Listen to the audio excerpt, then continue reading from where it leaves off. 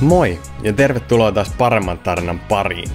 Mun nimi on Jyri Paavilainen ja tää on Paremman tarinan 11. jakso. Parempi tarina on keskusteluohjelma ihmisille, jotka haluaa kehittää suomalaista työ- ja liike-elämää. Ja tänä tarinatiistaina mun vieraana on Susanna Rantanen. Susanna on kasvuyrittäjä, yrityskulttuurin evankelista ja työn ja työntekijöiden matchmaker. Ja Susannalla on 2 yritystä, Hebo ja Emine, jonka Susanna on perustanut ja jossa hän työskentelee. Sä voit seurata tätä meidän keskustelua myös verkossa osoitteessa parempitarina.com/11. Ja Susannan kanssa me puhuttiin siitä, että minkä takia niin moni rekry tänä päivänä epäonnistuu. Ja sitten keskusteltiin vähän HR-roolista tämän päivän organisaatiossa. Mutta ihan ensiksi mä halusin selvittää, että mitä nämä Hebo ja Emine oikein on. Hebo on teknologiayritys ja Emine on asiantuntijatalo. Molempien tavoitteena on tuottaa maksimaalista tai edesauttaa maksimaalisen kokemuksen tuottamista. Hebo on keskittynyt työnhakijakokemuksen maksimoimiseen ja Emine taas työntekijäkokemuksen maksimoimiseen. Hebossa me kehitetään yrityskulttuuriin rekrytoinnin Match and Meet-sovellusta ja siitä kulmasta, että se on innovaatio, joka ei ole koskaan valmis, koska mitä enemmän sinne tulee dataa, niin sitä enemmän syntyy mahdollisuuksia, joilla me pystytään edesauttamaan tämän niin kuin ultimate candidate experiencein synnyttämistä.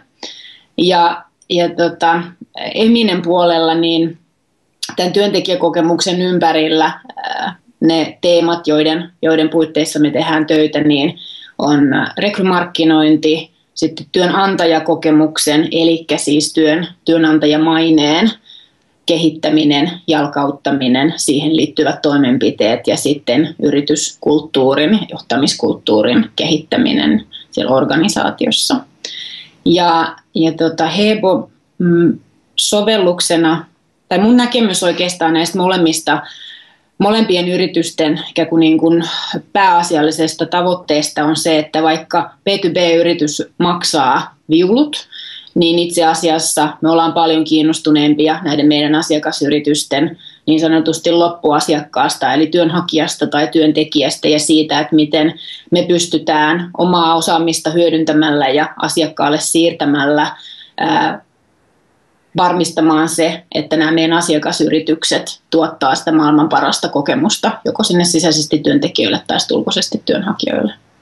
Ja sinällään haastetaan asiakkaita tosi paljon siinä, että sitä osaamista siirtyy, ymmärrystä siirtyy ja siinä, että niin kuin katsotaan, mikä on niin kuin heidän etu siinä, että millä tavalla se paras kokemus syntyy. Minkä takia sä oot lähtenyt noihin hommiin mukaan? Minkä takia sun mielestä on tärkeää, että sekä työntekijöille että työnhakijoille tulee paras mahdollinen kokemus? No siinä on 2 tavallaan perimmäistä ajatusta. Toinen liittyy siihen, että mä oon bisnesihminen ja yritystoiminnan tarkoituksena on tuottaa arvoa omistajille ja arvoa tuotetaan yksinkertaisimmin huolehtimalla siitä, että talossa on parhaat osaajat ja heillä on tosi hyvä tehdä töitä sen asian eteen, mikä se liiketoiminta on ja mitä ne asiakkaat on. Ja mun oma kokemus on työhistoriasta sellainen, että kun näihin asioihin oikeasti paneudutaan, niin sillä oikeasti tuotetaan merkittävää arvoa yritykselle. Ja toinen sitten syy liittyy taas sitten niin kuin työelämään ja työn hakemiseen. Olen yli 12 vuotta ollut HR-tehtävissä, joista 5 vuotta yrittäjänä ja mä oon pääasiassa tehnyt työtä voimakkaasti kasvavien yritysten kanssa.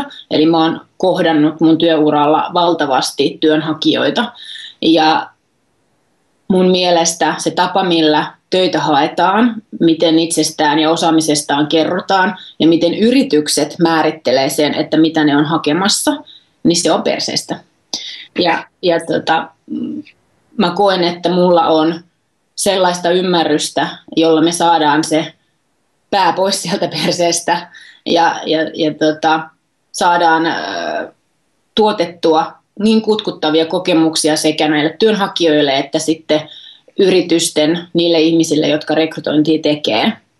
Ja tämän vuoksi mä oon halunnut lähteä kehittämään ja kasvattamaan kahta yritystä ja sitä kautta jakamaan sitä mun tavallaan osaamista ja ymmärrystä sitten näille asiakkaille. Luulen, että me päästään keskustelemaan tuosta vähän lisää, mutta sitä ennen kerro, onko sulla joku lempisitaatti? On. Mulla on itse asiassa kaksi semmoista ammatillisesti ehkä varsinkin niin Heboon liittyen, niin mun lempisitaatti on Peter Schützin sitaatti Hire Character ja Train Skills. Ja tämä on tavallaan aika kantava teema tässä yrityskulttuurin rekrytoinnissa ja yrityskulttuurin tunnistamisessa ja kehittämisessä ja jalostamisessa. Ja sitten niin kun tällaisena startup-yrittäjänä, niin mun ehkä sellainen itselleni niin kuin tosi tärkeä sitaatti tulee taas Steve Jobsilta, ja mä samaistun aika kovasti siihen, I wanna put a ding in the universe. Eli joku jälki omasta tekemisestä. Ja. Jos pääst jättää tämän jäljen ja saat yhden asian muuttaa suomalaisessa työ- tai liike-elämässä, niin mikä se voisi olla? Mä en edes ajattele, että vain suomalaisessa, vaan mä halusin jättää sen dingin siihen universaaliin ajatteluun. Eli tämä muutos, minkä mä halusin saada aikaan, on se, että yrityksessä nämä päättäjät ymmärtäisivät ja oppisivat täsmentämään hyvin tarkasti, että minkälaiset ihmiset parhaiten viihtyvät ja tuottavat arvoa sille yritykselle, ja että työnhakijat oppisivat tunnistamaan itsessään heidän valmiutensa, kykynsä ja potentiaalinsa ja motivaationsa ja sitä kautta sitten hakeutumaan oikeanlaisiin työpaikkoihin ja yrityksiin. Avaa vähän sitä, että niin minkälaisia ongelmia tällä hetkellä siis perinteisessä tai keskimääräisessä rekryprosessissa on? No se ei ole älykäs. Tarkoittaen? Tarkoittaa sitä, että siihen suhtaudutaan aika pitkälti yrityksessä ikään kuin tällaisena tukitoimintona. Eli että se ei ole olennainen, se ei ole tärkeä ja sitä voi hoitaa vasemmalla kädellä. Ja se voidaan tehdä puolen sekunnin ranskalaisen viivauslistan tuloksena jonkun tavallaan tehtävään pätemättömän ihmisen toimesta. Ja kuitenkin niin se henkilövalinta on ehkä yksi kriittisimmistä valinnoista, mitä organisaatio voi tehdä, koska se on se ihminen, joka toteuttaa sitä yrityksen strategiaa ja omalla työllään joko saavuttaa tai edesauttaa sitä yritystä saavuttamaan ne tavoitteet, joka omalla työllä vaikuttaa siihen, että miten asiakkaat kokee tämän yrityksen ja joka omalla työllään ja tekemisellään, toiminnoillaan, valinnoillaan, käyttäytymisellään vaikuttaa siihen, että minkälaista tulosta syntyy ja kuinka tyytyväisiä asiakkaat ja ne muut tekijät siellä yrityksessä on. Ja se, että tämä rekryprosessi ei ole älykäs, niin tarkoittaa sitä, että yrityksillä on älyttömän vähän käsitystä siitä, että miksi he näitä ihmisiä palkkaavat. Eli siis joka kerta esimerkiksi, kun mä kysyn, että tämmöisessä rekrytilanteessa tai profilointitilanteessa, että mitä tavoitteita tällä ihmisellä on, niin hirveän usein tulee vastaus, että en mä ole edes miettinyt. Ja mun mielestä on käsittämätöntä, että rekrytoidaan ihmisiä ymmärtämättä, että mitä heidän pitäisi saada aikaiseksi siellä organisaatiossa. Jos ei me tiedetä, mitä heiltä odotetaan, niin mistä me tiedetään, että mitä meidän pitäisi palkata ja mistä me tiedetään, että se investointi tuottaa meille tulosta ja vastaa meidän odotuksiin. Ja tämä on niin kuin se perimmäinen syy esimerkiksi, että miksi rekryprosessit hirveän usein epäonnistuu. Tästä on tehty tutkimuksia aika paljonkin ja tuossa 1,5 vuotta suurin piirtein sitten luin yhtä tämmöistä kansainvälistä tutkimusta, jossa oli haastateltu muistaakseni 12 tai 15 000 tai käyty läpi 12 000-15 000 asiantuntijarekryä ja haastateltu niin kuin satoja HR-päättäjiä ja kaivettu tavallaan sitä taustaa siitä, että niin kuin rekrytointien tuloksekkuudesta ja onnistumisesta ja en sanatarkkaan muista, että mitkä ne oli ne tosiasialliset numerot, mutta ne luvut oli sellaisia, että ensimmäisen vuoden aikana epäonnistuneiksi koetuista rekryistä niin oli joku 70-80%, jotka oli epäonnistunut siksi, että se ihminen, sen asenne oli väärä. Ei siksi, että ei olisi ehkä osattu tunnistaa oikeanlaista osaamista, vaan siksi, että ihminen oli niin kuin väärä henkilö siihen firmaan. Mä oon nähnyt sellaisia laskukaavoja, missä maailman kuulut konsulttifirmat on laskenut, kun he palkkaa esimerkiksi vasta valmistuneen, niin vuoden jälkeen, jos tämä koetaan epäonnistuneeksi tämä rekryksi, niin se on maksanut heille joku $100,000, ja kyse on vasta valmistuneesta. Eli ne kustannukset, mitä epäonnistuneesta rekrystä tulee, on ihan valtavat sinne yritykseen, ja siinä niin kuin on sekä tavallaan sen niin kuin palkkaan ja rekryprosessin läpiviemiseen tällaiseen liittyviä kustannuksia, että myös sitten niin kuin saamatta jääneitä tuloksia. Ja tähän ei vaan osata suhtautua sellaisena, että se on iso investointi, joka kannattaa tehdä niin kuin älykkäästi ja harkiten. Siksi niitä ongelmia tulee. Mä kohtaan aika paljon, mehän ei ole niin kuin rekrypalvelu, meidän tapa toimia on hirveän erilainen kuin tämä perinteinen, ja se on ehkä vielä vähän vaikea ymmärtää, ja tehdään paljon työtä sen eteen, että meidän asiakkaat ja markkinat ymmärtäisi paremmin, että mikä tämä ero on. Ja siksi me kohtaan aika paljon niitä kysymyksiä rekryprosesseissa, että lähdetään puhumaan siitä, että mikä on rekrytakuu, että onko tästä rekrytakuuta. Me on niin paljon sisäisesti puhuttu siitä, että rekrytakuu on asia, joka tulee esille juuri siksi, että perinteinen tapa rekrytoida ei ole älykäs. Kun me ei tiedetä, mitä me ollaan hakemassa, ja me lähdetään tavallaan mututuntumalla hakemaan, me ei tiedetä, missä ne ihmiset liikkuu, joita me halutaan tavata. Jos me ei tiedetä, mitä sen ihmisen pitäisi saada aikaiseksi, niin miten me osataan arvioida, kuka ylipäätään ehdokkaista on hyvä. Ja silloin me tehdään valintoja aika lailla niin kuin sormituntumalla. Jolloin on selvää, että kun ihminen tulee tehtävään ja me nähdään siinä arjessa, miten hän toimii, niin niitä huteja tulee aika paljon. Ja sellaisessa tilanteessa tietysti sitten, jos palvelu on ostettu jostain, niin koetaan, että tämä on mennyt pieleen ja meidän pitää saada tavallaan niin kuin takuu tästä. Ja suurimmaksi osaksi nämä pieleen menemiset ei johdu siitä rekrykonsultista, vaan itse asiassa siitä organisaatiosta ja sen osaamisesta itsestään. Tässä meidän niin kuin älykkään rekryprosessin mallissa, niin meidän tavoite on se, että rekrytakuasia ei tarvitse ikinä edes nostaa tiskille. Se tullaan sivuttaneeksi sen takia, että se ei ole ikinä niin kuin asia, jota tarvitse tulla käsittelemään, koska alusta alkaen se ymmärrys siitä, että mitä ollaan tekemässä, niin on vahva. Minusta kuulostaa siltä, että jos yritys rekrytoidessaan ei osaa määritellä, että mitä sen ihmisen pitäisi tehdä, niin miten voi olettaa, että se yritys osaa esimerkiksi ohjeistaa sen ihmisen niihin tehtäviin, mitä se tulee tekemään? Joo. Tämä on yllättävän yleistä. Myyntityö lienee ainoa sellainen, johon rekrytoiva esimies pystyy heti sanomaan, mitkä on tämän tehtävän tavoitteet ja odotukset. Mutta lähes järjestään muut tehtävät on sellaisia, että niitä tavoitteita joutuu oikein kaivamaan ja joutuu haastamaan asiakasta siihen, että mistä sä tiedät, että tämä ihminen on onnistunut tehtävässään. Ja nämä rekrytoivat esimiehet kokee tällaisen ajattelun hirveän vaikeaksi. He joutuu oikein niin kuin pohtimaan, että mistä mä oikein tiedän sen. Ja useimmiten tässä perinteisessä tavassa rekryyn, tähän lähtee aina siitä, että mä oon ajatellut valmiiksi, että minkälainen tämän ihmisen pitäisi olla. Mutta millä perusteella?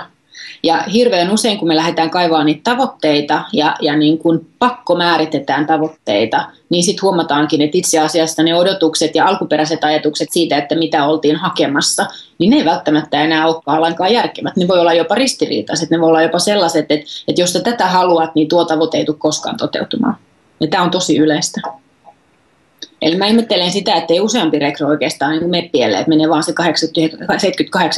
78%. Niin onko tässä rekrytoinnissa sitten tällä, jos se sokkona tehdään, niin sama kuin viestinnän suhteen, että se epäonnistuu paitsi vahingossa? Joo. pitäneen paikkansa. Osaatko sanoa, mikä on johtanut siihen, tai mitkä syyt siellä on taustalla, että minkä takia sitä rekrytointia ei olla osattu? Tällaisesta niin kuin HR-ammattilaisen näkökulmasta niin musta tuntuu, että tämä johtuu siitä, että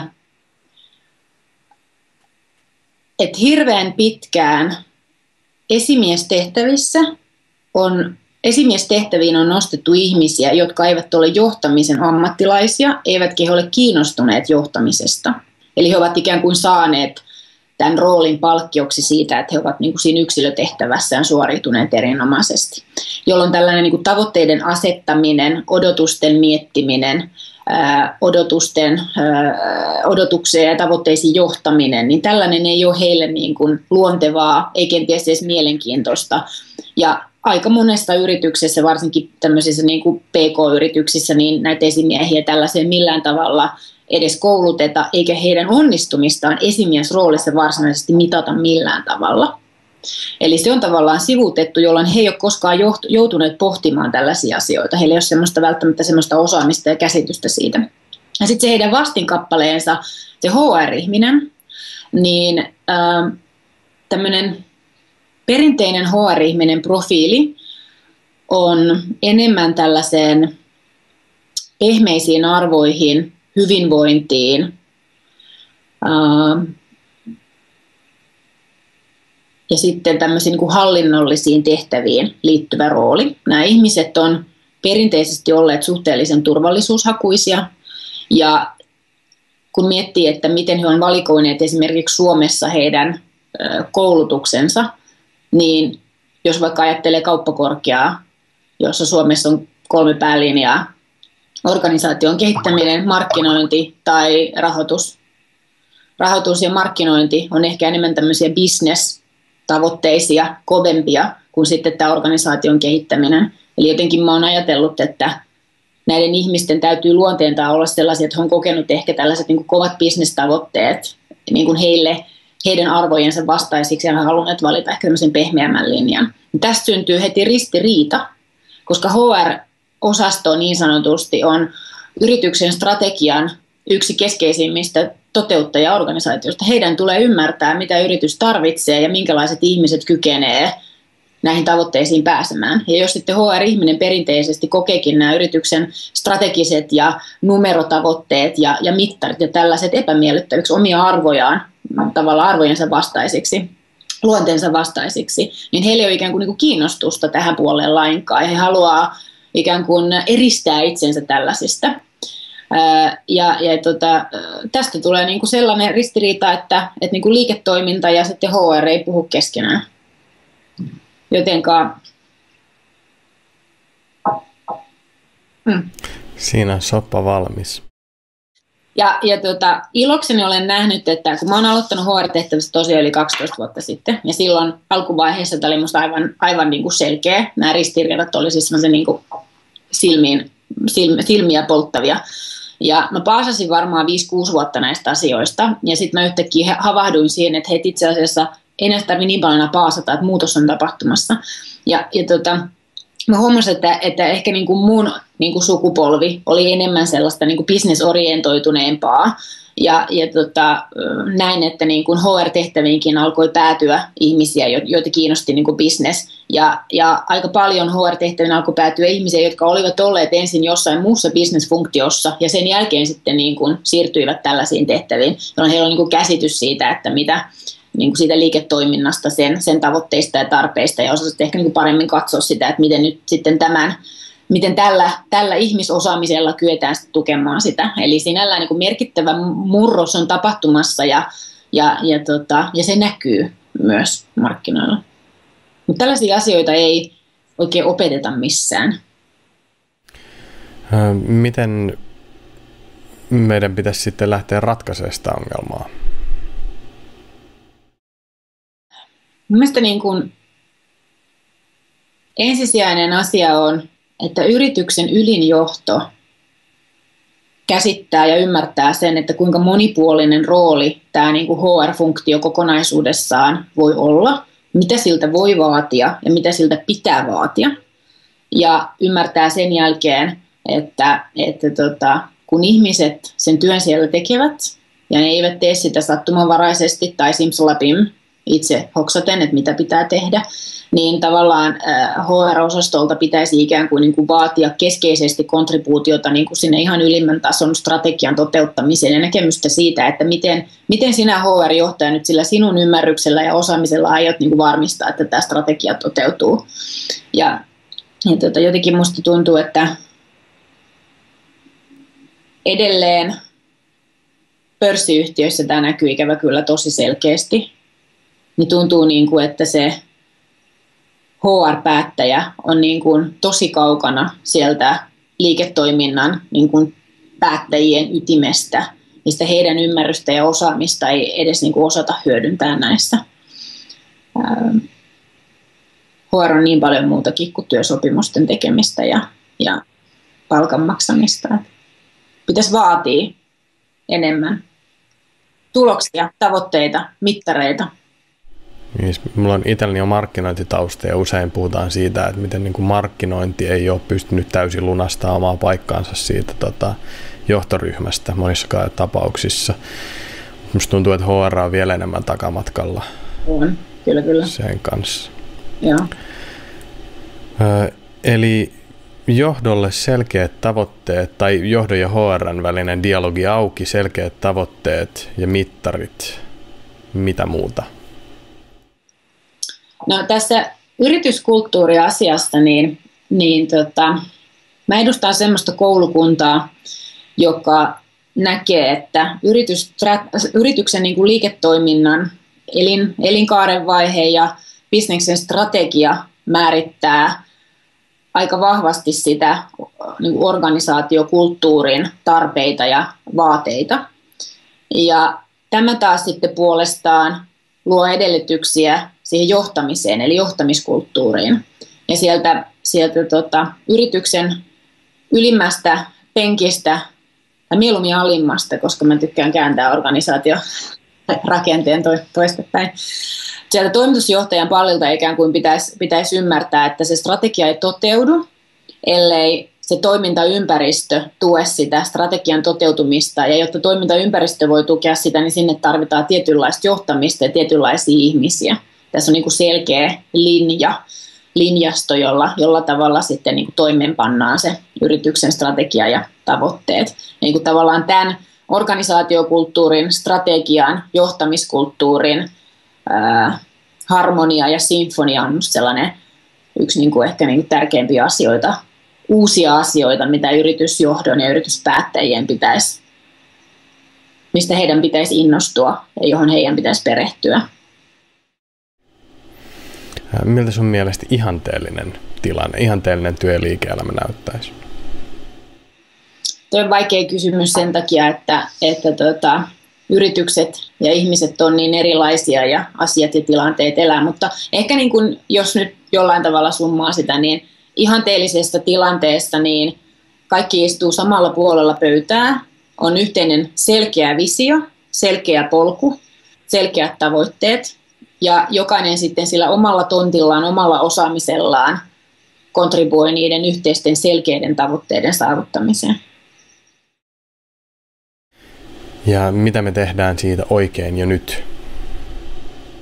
No, tästä mun vinkkelistä katsottuna mä tietysti olen siinä onnekkaassa asemassa, että mä saan olla tekemisissä pääsääntöisesti sellaisten yritysten kanssa, joille tämä yrityskulttuuri on jo tunnistettu strategisesti tärkeäksi ja he eivät välttämättä vaan itse vielä ihan tiedä, että miten se pidetään siellä keskiössä ja mitä sillä tehdään, mutta se on, niin kuin tahtotila on oikea, jolloin näiden asioiden kehittäminen ja tavallaan sen ymmärryksen ja osaamisen siirtäminen sinne organisaatioon on helppoa, mutta tästä vinkkelistä katsottuna niin on paljon jo yrityksiä, jotka on niin kuin ymmärtäneet, että miksi tämä on tärkeää, ja jotka ovat saaneet kokea, että mitä sen tärkeäksi nostaminen ja sen mukaan toimiminen oikeasti, miten se vaikuttaa sen yrityksen liiketoimintaan ja bisneksen arvon tuottamiseen, hyvinvoinnin tuottamiseen työntekijöille, asiakkaille ja omistajille.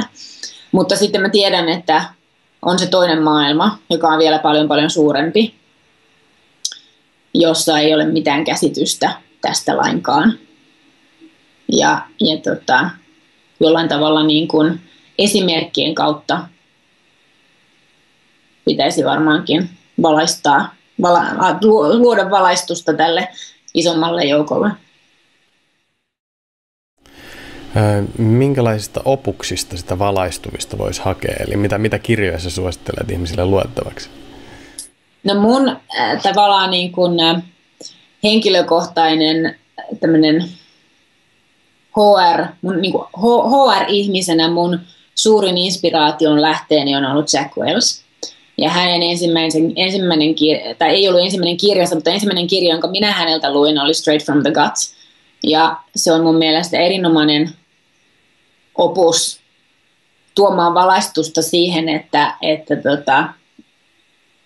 miten tämä vuoropuhelu niin kuin yrityksen ylimmän johdon ja sitten tämän konkreettisen työn tekemisen, tavoitteiden asettamisen, henkilövalinnan, kannustamisen, johtamiskulttuurin välillä on erinomainen opus siihen. Sitten tietysti yrittäjänä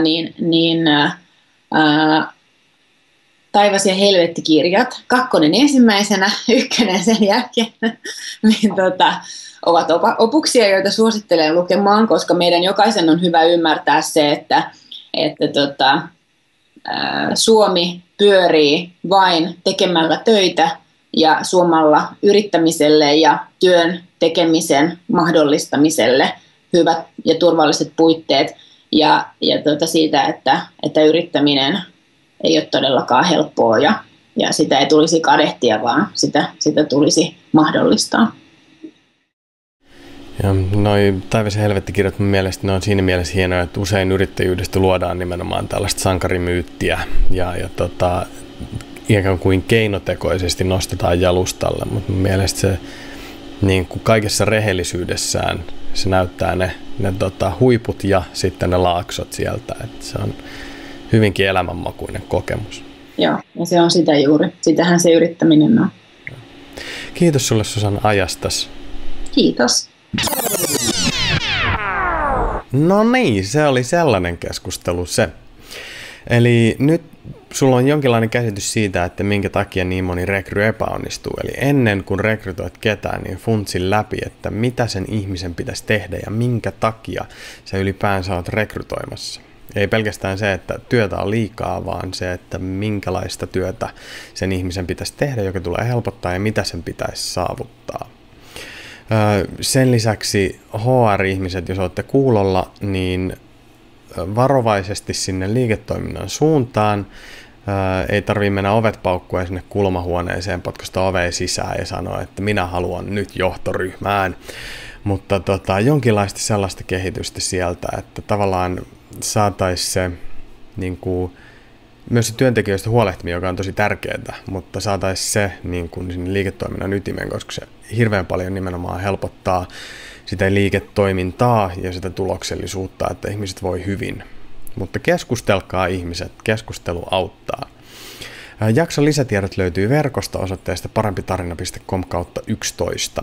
Sen lisäksi mä haluaisin kutsua sut mukaan Paremman tarinan sisäpiiriin. Sinne pääset osoitteessa parempitarina.com/sisäpiiri.